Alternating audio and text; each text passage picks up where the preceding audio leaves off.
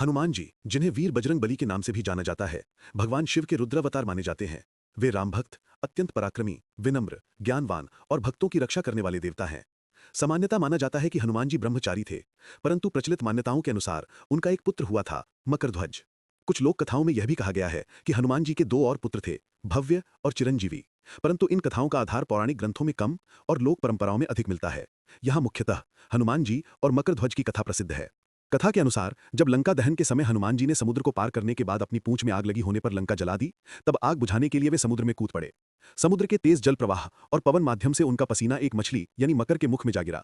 उस मकर ने उसी पसीने को गर्भ रूप में धारण किया और समय आने पर उसने एक बालक को जन्म दिया, जिसका नाम पड़ा मकरध्वज, अर्थात मकर यानी मछली से उत्पन्न होने वाला।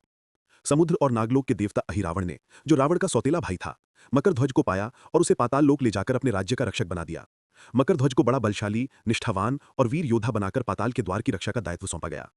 एक बार जब राम रावण युद्ध के दौरान अहिरावण ने छल से भगवान राम और लक्ष्मण को बंदी बनाकर पाताल लोक ले गया, तब हनुमान जी उन्हें छुड़ाने पाताल लोक पहुंचे। वहां द्वार पर मकरध्वज पहरेदारी कर रहा था। हनुमान जी ने अचानक एक बलशाली युवराज को अपने मार्ग में रुकावट के रूप में देखा। मकरध्वज ने कहा कि वह अहिरावण का सेवक है और किसी को भीतर नहीं जाने देगा। जब हनुमान जी ने अपना परिचय दिया, तब मकरध्वज ने सम्मानपूर्वक कहा कि यदि आप मेरे पिता हैं तो मेरा कर्तव्य आपकी सेवा करना है, परंतु मैं अपने गुरुदेव के प्रति निष्ठावान हूं। अतः पहले युद्ध होगा, फिर ही आप भीतर जा सकते हैं। यह सुनकर हनुमान जी प्रसन्न हुए, क्योंकि उन्होंने अपने पुत्र में धर्म, कर्तव्य और सत्यनिष्ठा का पालन देखा।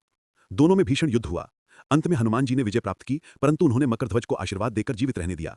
बाद में अहिरावण को वध कर उन्होंने राम और लक्ष्मण को मुक्त कराया।